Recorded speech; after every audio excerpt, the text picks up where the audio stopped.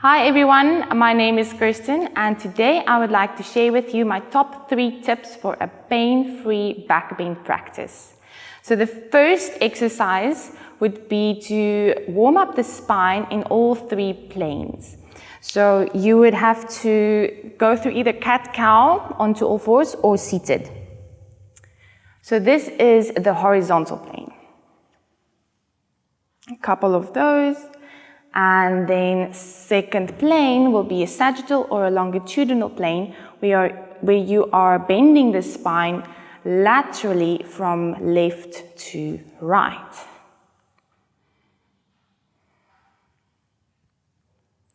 And then the last plane will be the frontal plane where you will twist the spine. Inhale, exhale, twist. And over to the opposite side. So the reason I'm demonstrating these is for you to diagnose yourself. If you feel pain in any of these exercises, you should consult with your physician or your doctor before going into a back bend, because you might have a condition that does not support back bend practicing, like multiple sclerosis or nerve pinching or herniated discs.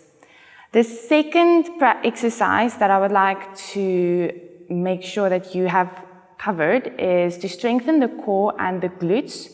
So the core would be strengthened by any core exercises where you do Navasana or even some opposite elbow to knees. There's a lot of core exercises, and these exercises to work together with the glutes if you would do bridges. So always making sure that the core and the glutes are strong to be able to support the lower back. So that is the second point, and then the third and the last one would be to focus on mobilizing and also strengthening the upper back, the thoracic spine. So that will be by doing some lat pulls, making sure that your lats are active, even pulling down, making sure that the bottom of the shoulder blade is working to keep the shoulder blades stable. So that when you actually do go into a back bend or a full wheel, that you are fully supported and there is no part of the body that is in pain, and that you are not overextending the back bend into the lower back only.